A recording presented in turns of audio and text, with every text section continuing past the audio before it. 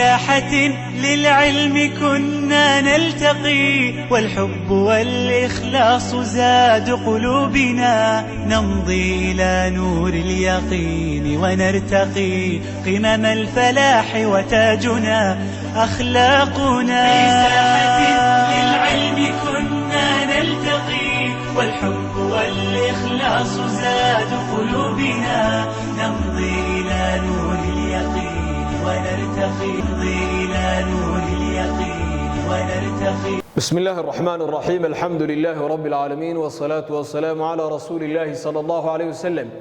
dhammaan ardaydu way salaaman yihiin. assalaamu calaykum waraxmat ullaahi wabarakaatu. waa maadadeennii tarbiyada fasalkii labaad ee dugsiga sare. waxaynu maanta insha allahu tacaala aynu qaadanaynaa alwaxda cutubka asiira, siirada nebiga ku saabsan calayhi salaatu wasalaam. waxaynu qaadanaynaa darsigiisa koowaad cutubkaasi oo ah mukaatabatu-lmuluuk, qoraalladii uu nebigu u sameeyey calayhi salaatu wasalaam nimankii boqorrada ahaa ee dunida ka telinayay. muqadimatun hordhac aynu ku fahmayno wakhtiga qoraalkani uu bilaabmay. fii awaakhiri sanati saadisa, gebagabadii sanadkii lixaad ee hijriyada, kataba arasuulu sala allahu calayhi wasalam, rasuulku waxa uu u qoray waraaqo ila almuluuki, boqorrada ayuu u qoray sala allahu calayhi wasalam. saxaabadii markaa waxay u tilmaameen in aanay boqorradaasi aqbalaynin warqad ilaa inay shaambadaysan tahay mooyaane. marka rasuulku sal allahu calayh wasalam wuxuu sameeyey, watakhada wuxuu samaystay khaatiman, fargal buu samaystay, min fidatin ka samaysan macdanta fidada oo uu ku qoran yahay muxamedun rasuulullah. shaambadaasuu samaystay nebigu calayhi salaatu wasalaam. waraaqihii ugu horreeyey ee la diray waxay ahaayeen alkitaabu ila annajaashiy, warqadii loo qoray boqorkii najaashi, melikulxabasha, waa boqorkii xabashida u telinayay. wasmuhu magiciisa waxaa la odhan jiray boqorkan asxamata ibnu labjar. asxamata ibnu labjar waa boqorkii najaashi ee xabashida magiciisa weeye. arsalahu nebigu wuxuu u diray calayhi salaatu wasalaam camr binu umaya addamriy, saxaabiga la yidhaahdo camr binu umaya addamriy ayuu warqadda ugu dhiibay. warqaddii markuu qaaday ee uu ku dul akhriyey waa uu soo dhoweeyey. fa aslama, wuu islaamay boqorkaasi oo wuu ashahaatay. warqadda labaad nebigu wuxuu u diray calayhi salaatu wasalaam alkitaabu ila almuqawqas meliku misra, warqaddii loo diray muqawqas oo ah boqorkii masaarida. wasmuhu magiciisa saxdii waxa weeye jurayj ibnu matta. jurayj ibnu matta. arsalahu nebigu wuxuu u diray calayhi salaatu wasalaam saxaabiga la yidhaha xaatib binu abi baltaca. xaatib ibnu abi baltaca ayuu u diray. warqaddii markuu qaaday ee uu gaadhsiiyey, akrama rasuula, wuu karaameeyey rasuulkaasi oo wuu soo dhoweeyey. dood baa dhex martay, ay isku weydaarsanayaan waxyaalaha uu ku baaqayo ee diinta islaamku ay ku baaqaysa, maadaama uu ahaa isagu nin aaminsan diinta nasaarada aaminsan. khulaasadii iyo gebagabadii ninkaasi ma islaamin, walam yuslim, ma islaamin, ee wuxuu yidhi waan ka fikiri doonaa oo waan eegi doonaa buu yidhi. warqadda saddexaad wuxuu u diray nebigeennu calayhi salaatu wasalaam alkitaabu ilaa kisra, warqaddii loo diray kisra, melikulfurs, boqorkii farisiyiinta. wasmuhu magiciisa waxaa la odhan jiray yasdajrid. yasdajrid baa la odhan jiray. arsalahu nebigu wuxuu u diray calayhi salaatu wasalaam saxaabiga la yidhaahdo cabdullaahi binu xudaafa assahmiy. cabdullaahi binu xudaafa assahmiy. saxaabigaasi warqaddii markuu qaaday ee uu gaadhsiiyey boqorkaasi muxuu sameeyey? famazaqa alkitaaba, warqaddii buu jarjaray. boqorkii wuu cadhooday.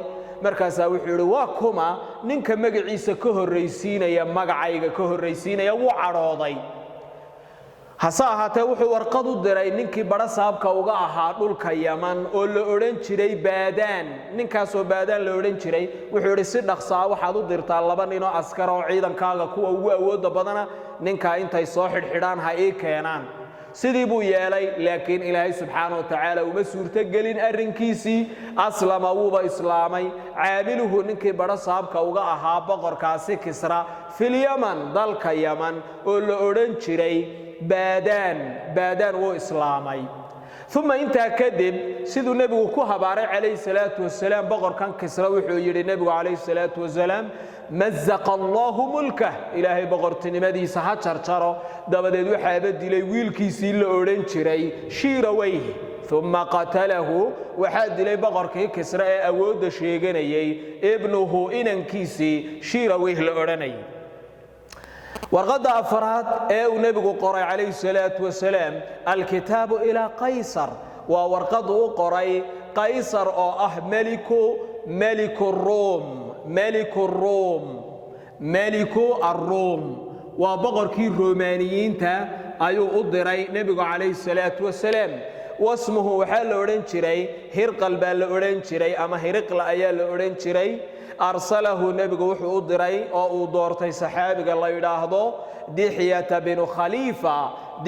binu khaliifa warqaddii wuu gaadhsiiyey wakhtigaa waxaa ku sugnaa goobtaasi abu sufyaan oo safar ganacsiyeed ku joogay wuxuu yidhi nimankii carabta yaa jooga waa la soo ururiyey wuxuu yidhi ninkan warqadda ii soo qoray yaa ugu dhow waxaa lagu yidhi abu sufyaan baa ugu dhow abu sufyaan buu markaa aad u waraystay oo uu nebiga weydiiyey arrimihiisa dabcan wuu ogaaday inuu nebi xaqa yahay laakiin jahliga iyo jacayl uu jeclaa boqortinimadiisa waxay keentay akhiiran lam yuslim ma islaamin boqorkani sababta haddii lagu weydiiyo xubban wuxuu jeclaystay limulkihi boqortinimadiisa ayuu jeclaystay warqadda shanaad alkitaab waa warqaddii loo qoray ila almundir ibnu saawi boqorkii la odhan jiray mundir ibnu saawi boqorkaasi halkuu ka talin jiray xaakim albaxrayn waa ninkii xukumayay dhulka baxrayn arsalahu nebigu wuxuu u diray calayhi salaatu wasalaam alcalaa ibna alxadramiy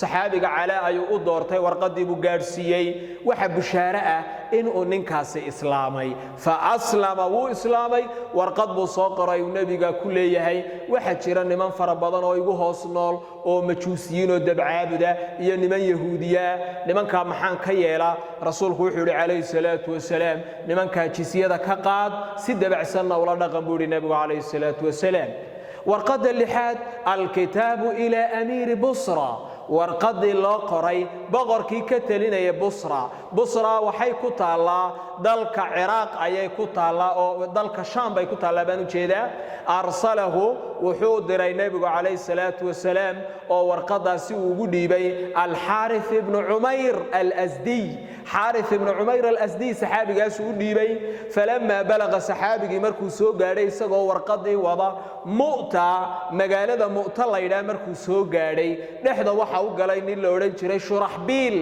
qatalahu markaa saxaabigii waxaa dilay warqadda siday shuraxbiil ayaa dilay nebigu uu ka cadhooday calayhi salaatu wasalaam saxaabigaasi warqadda xambaarsanaa ee sida xaqdarrada lagu dilay waxaana ka dhashay dagaalkii weynaa ee la odhan jiray mu'ta waxaa sabab u ahaa dilka la dilay saxaabigan xaarif ibnu cumayr warqadda toddobaad ee uu nebigu qoray calayhi salaatu wasalaam alkitaabu ilaa saaxibi alyamaama warqadduu u qoray ninkii ka telinaya dhulka yamaama ismuhu magaciisa waxaa la odhan jiray huudata binu caliy arsalahu nebigu wuxuu u diray saxaabiga la ydhaha sulayd ibnu camr warqaddii markuu qaaday ninkani nin aad u kibir badan oo abwaano shaaciro oo la jecel yahay buu ahaa faqaala markaasaa wuxuu yidhi aniga carab oo dhani way ixtiraamtaa way taqaanaa waxaan ka codsanayaa ninkaasi ijcal lii bacda alamr nebinimadan qayb iga sii buu ku yidhi nebiga calayhi salaatu wasalaam nebigu wuxuu yidhi wallaahi waan dhaartaye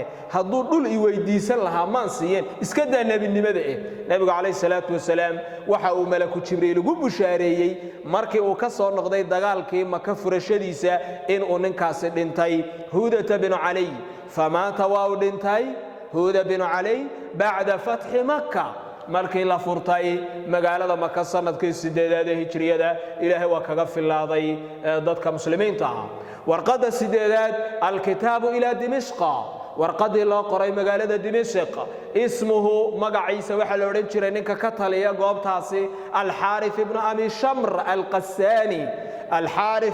shamr alqasaani arsalahu nebigu wuxuu u diray saxaabiga la yidhaahdo shujaac ibnu wahab hase ahaatee ninkaasi walam yuslim ma islaamin markay warqaddii gaadhay gaalnimadiisii ayuu ku sugnaaday warqadda sagaalaad warqadan oo ka dambeysay iyadu waraaqaha waqtiga la qoray oo iyadu dhacday markii Maka la furtay kadib ayaa warqadan u diray rasuulku sallallahu alayhi wasallam waa warqadda sagaalaad wuxuuna u qoray alkitaabu ila Umaan warqadu u diray dhulka Umaan waxa ka talin jiray dhulkaasi laba nin oo walaalo ah labada nin waxa la kala oran jiray Jayfar wa Abdu ibnay al-Julandi waa labadii wiil ee uu dhalay ninka la yiraahdo Julandi ayaa dhalay arsalahu nabigu wuxuu ugu dhiibay calayhi salaatu wasalaam saxaabiga la yiraahdo Amr ibn Aas warqadii buu qaaday waxa uu ku bilaabay labada nin ee walaalaha ninka la yiraahdo Abdu oo dabacsana ninka markay isfahmeen markii dambe Jayfar buu la kulmay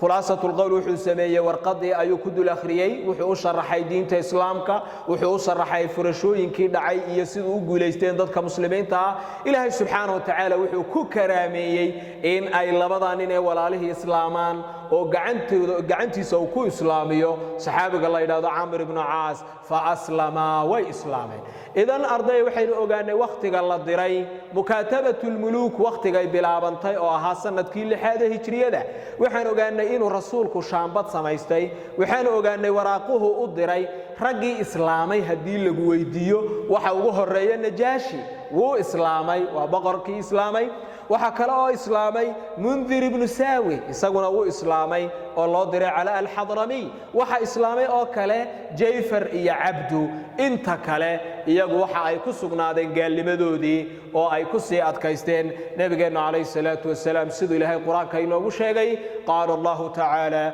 وما أرسلناك إلا رحمة للعالمين عالم كأولب النبي عليه الصلاة والسلام الله صاري ونقارسيي رسالة ودي بي الله سبحانه وتعالى عشر كانوا انت سوكو ايجهي لما نرضيد وسلاميهن والسلام عليكم ورحمة الله وبركاته.